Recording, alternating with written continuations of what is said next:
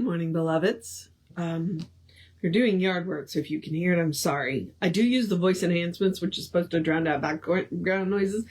I don't know how well it works. So, all right. We are in chapter 14, which is very long. And chapter 14 is about physical perfection. We are starting on page 198 with the section titled Spiritual Mind Healing. Because, that's what we've been talking about the whole time, right? So, all right. Never forget that conscious mind is the only actor in the universe and in people. That the unconscious or subjective mind is compelled by reason of its nature to accept. It can never reject. The body is an effect with no intelligence of its own. We can now see that a mental treatment is a real, tangible, specific operation working in perfect accord with known law. When a practitioner treats anyone, they do not just hope that their patient will get well. They do not ask that the patient may be healed. They do not simply desire that they may be healed. They convince their own mind that the patient is perfect. A definite piece of mental work, bringing out in their own consciousness, in their own self-contemplative conscious mind, an understanding that the patient is healed and is perfect. Treatment is an act, the art and the science of inducing thought within the mentality of the one treating, which thought shall perceive that the body of the patient is a divine, spiritual, and perfect idea. Treatment does not necessarily treat every organ of the body specifically, but it does declare that the body to be harmonious, and that every specific idea in it is harmonious. Then it pays special attention to what appears as the physical disorder.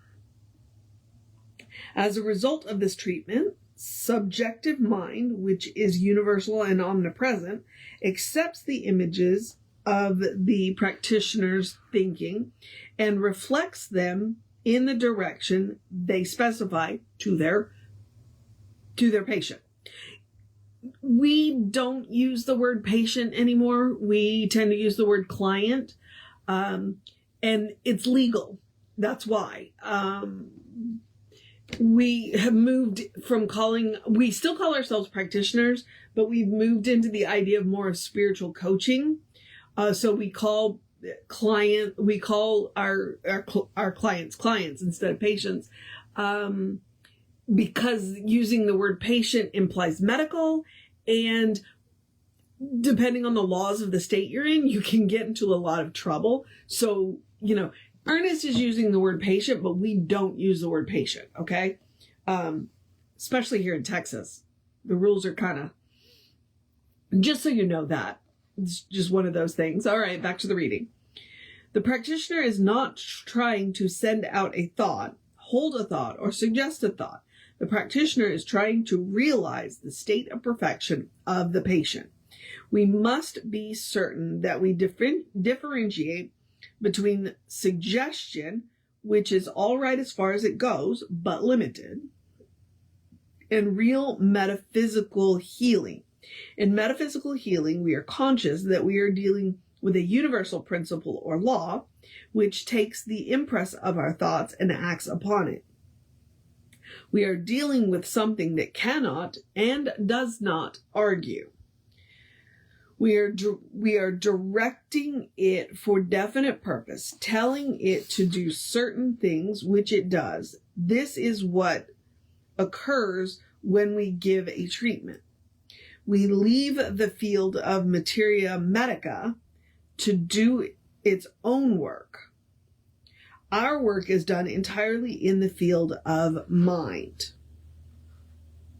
In other words, we don't interfere with doctors. Okay? We don't interfere with doctors. We definitely believe that doctors and practitioners can work hand in hand, even when doctors don't believe that. It's like you are welcome to go to a practitioner and a doctor. In fact, we encourage it. If you're dealing with something that needs medical intervention, go to the doctor.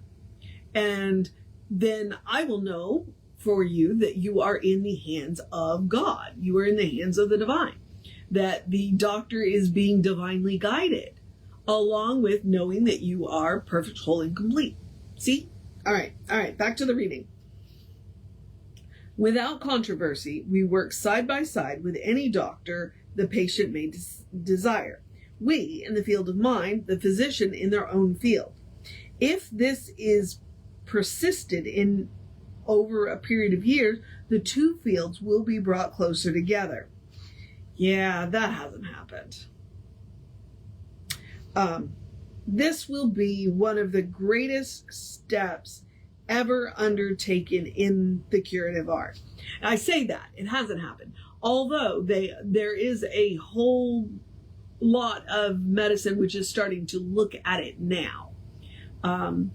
It's just, this is almost 100 years ago that he's writing this, and he's like, oh yeah, well, we're going to work hand in hand. And for 100 years, we haven't. Not on our side, because doctors, which is why we don't call our clients patients, the same reasons. Doctors got real proprietary, and they're like, don't you go messing in our field. And now they're going, oh wait, there is something to what you're doing. All right, back to the reading. When one begins treatment for another, there is sometimes a great sense of personal responsibility. The practitioner, through sympathy, may feel a sense of doubt and burden, but always this will be built upon the idea that they themselves have to accomplish the results. Should this occur, the practitioner should begin at once to treat themselves against this thought. For as long as they have it there, there is a barrier in healing. Why? Because when you sift that sense of it says sift. Maybe it was supposed to be shift. Well, okay, let me read the sentence. Hang on. Because when you sift that sense of responsibility down to its last analysis, it is the belief that you cannot heal. Do not give in to that belief, not even for a second, because it is nothing but a thought which says you cannot heal.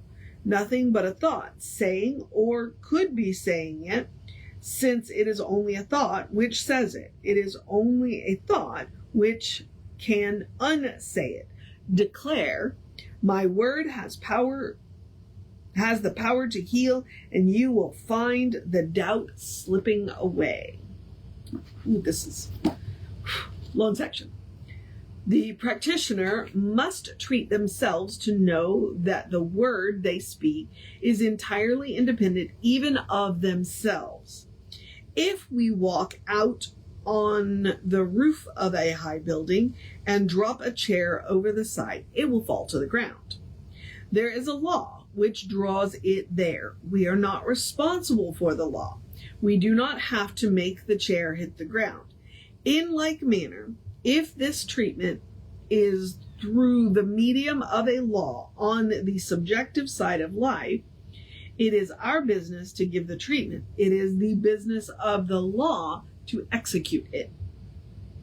However, as practitioners, we do have an obligation to treat a case if we take it. If someone says to you casually, hold a good thought for me today, you should reply, do you mean you wish me to give you a treatment to take a definite time, 30 minutes more or less, and do specific mental work for you? Is that what you wish? People unfamiliar with this work may still be under the impression that the work done consists of holding a good thought. People must come to realize that treatment is a specific thing. Each case is specific, and no two can be treated entirely alike. One is dishonest if they contract to take a larger number of cases than they have time to intelligently treat. In other words, because he's right there saying a good treatment takes 30 minutes, which I find really interesting. A good treatment takes 30 minutes. Okay. I'm going to think about that for a minute. All right. We are on to disease is impersonal. The word disease means lack of ease. Dis-ease. Dis-ease. Ab-normal. Absence of a normal condition. In order to do their work, it is necessary for the practitioner to know that disease is not an entity any more than darkness, which is the absence of light, is an entity. From the standpoint of the mental practitioner, disease is an impersonal thing, attempting to operate and personify itself. A thought force, a misconception, a conviction in the mind of the one who has it, and of course, an actual experience to the one who is suffering from it. Regardless of its particular source, disease is an experience operating through people which does not belong to them at all. Recognize that it is neither person, place, nor thing, that there is no spiritual law to support it, that it is discord fleeing before harmony, that there is nothing but the truth. You must know that the power you are using is definite, scientific, dynamic, spiritual, absolute, complete, and that it will work. Let no fear come into your thought. The first thing a practitioner does is to separate the belief from the believer. It is a personal, not a cosmic problem. Evil is not a problem to God. It is only a problem to the individual. Therefore, we separate the belief from the believer and begin to perceive the individual as a spiritual being, no longer subject to this belief, and even now the embodiment of perfection. If the practitioner is able to see only perfection, wholeness, they will see health manifested in their patient.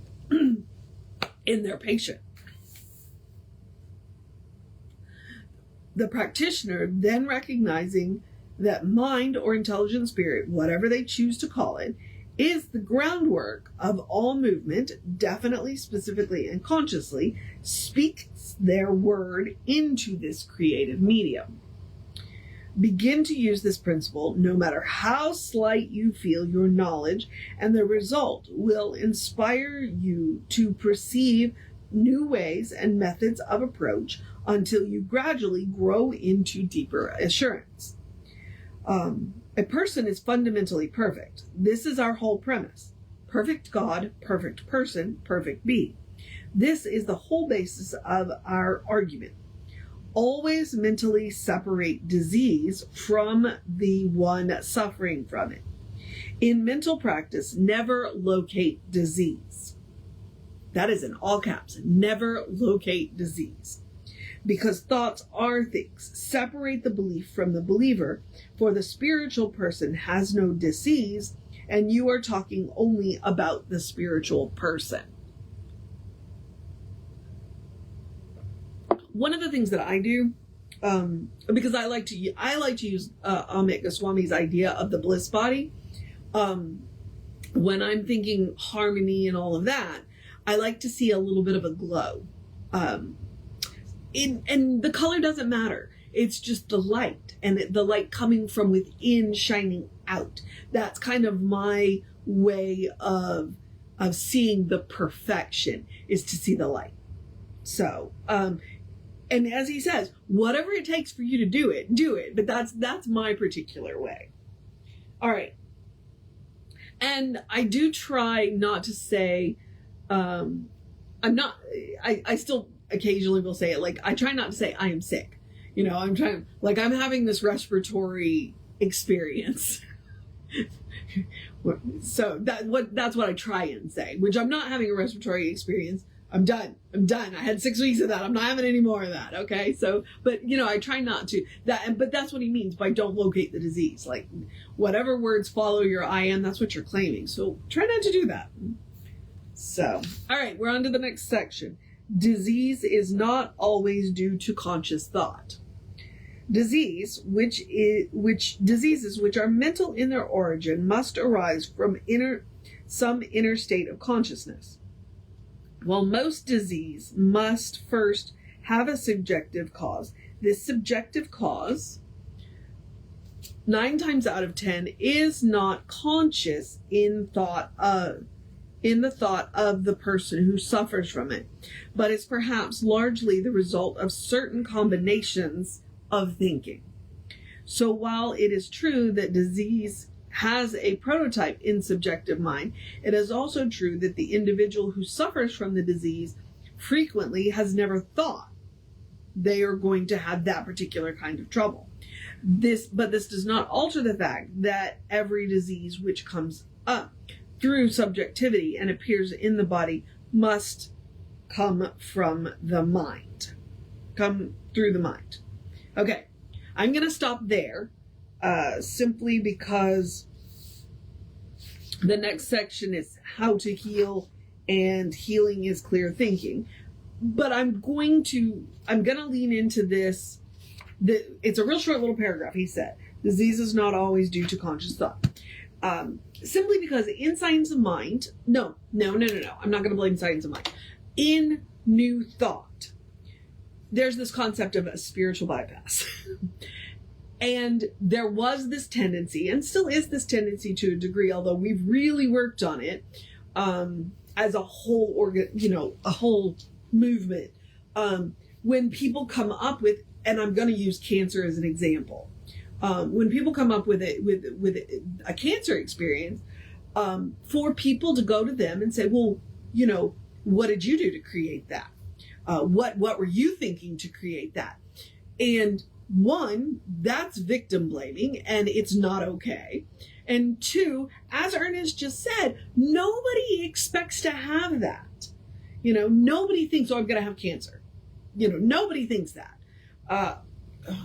Okay, I shouldn't say nobody, but you get what I mean. Nobody, Ernest just said it. Nobody thinks they're going to have the particular issues that they have. If you had come to me and told me that I would have a couple of autoimmunes, I would have told you were crazy, because I eat fairly well. I'm very, conscious minded, about, I watch my thoughts closely. As I said, I eat decently, I exercise.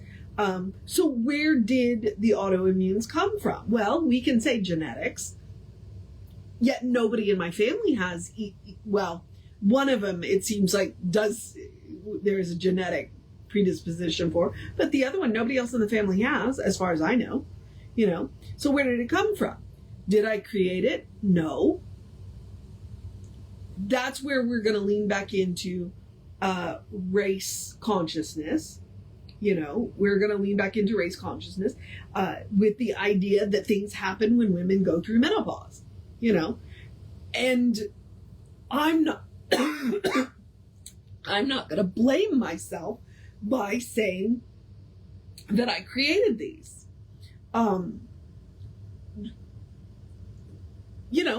Because it doesn't serve me any good. And if I go to a practitioner and a practitioner says, well, what did you do to create that? I'm going to go find myself a new practitioner, because that practitioner is not going to ever see me as whole and complete, because they're, blaming me for the condition that I'm seeking treatment for.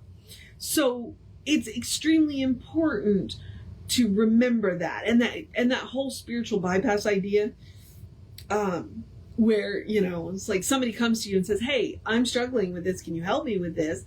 And then you say, well, what did you do to create that? It's not okay. And New Thought has been really bad about that.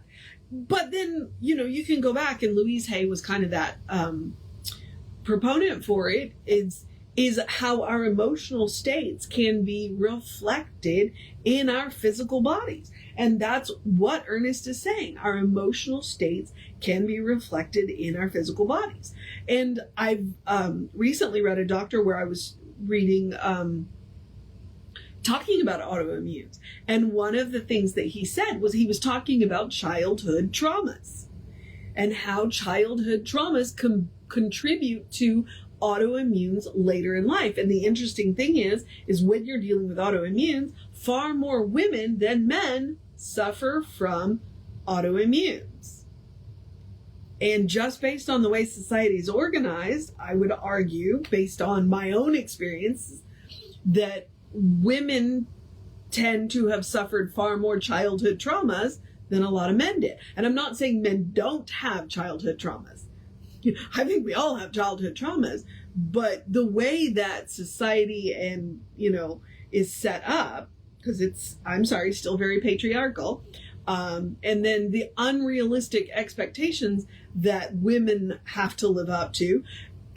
But the interesting thing is now growing up, it was really hard on women. And now I'm watching men have the same beauty standards and they don't like it any more than we did, So, we're going in the wrong direction that way. So, it's like we don't create these experiences. They are not our fault, but they are, and here's where I'm gonna blame society and religion, religion, culture, the race consciousness, because we've put a whole lot of it out there. Now we need to start thinking the other way. And we need to start thinking in the harmony and the peace and the perfection and the spiritual, and balance that stuff out. I almost said something else there. All right, but I'm going to get off my soapbox. This has been a really interesting chapter for me so far. I'm glad it's a long one that I can take my time with it. So, okay. So I'm just going to do a couple of the quick housekeeping, and then we're going to roll on into this because I do get to go to work today and it's a little later than I thought it was. So, we are Creative Life Spiritual Center and Creative Life Spark on the social medias that we are on. I am the Running Rev Ryan on the social medias that I am on. One of the easiest and cheapest ways that you can support us is go on the social medias, like, subscribe, follow, share, and comment. All of that helps us, bumps us in the algorithm, and we think that we have important stuff to say. So there we are. Okay, moving on. I'm going to encourage you to have a great day, wondrous day, fantastic day, a magical day, an enchanted day, a wonderful day, an awesome day, an amazing day, looks like we're going to dry out day, get some stuff done day, take care of yourself day, silly day, serious day, whatever kind of day it is that you need to have or want to have, a harmonious day, a peaceful day, a get stuff done day, a good day. And if that is too much pressure, simply have a day. You are enough just as you are. You are a beloved expression of the divine. You are brilliant light, divine spark, spirit in motion, God in action, or as Reverend Jesse likes to call us, a godling. All right? Explore the truth of your being. That is exactly what I am doing right now by reading this book. I'm exploring the truth of my being. And hopefully you're enjoying the journey with me. All right. Reverend David should be on around 5 p.m. with you. I'll be back with you around 9 a.m. tomorrow. Take care of yourself. Know that you are loved, and I will see you next time.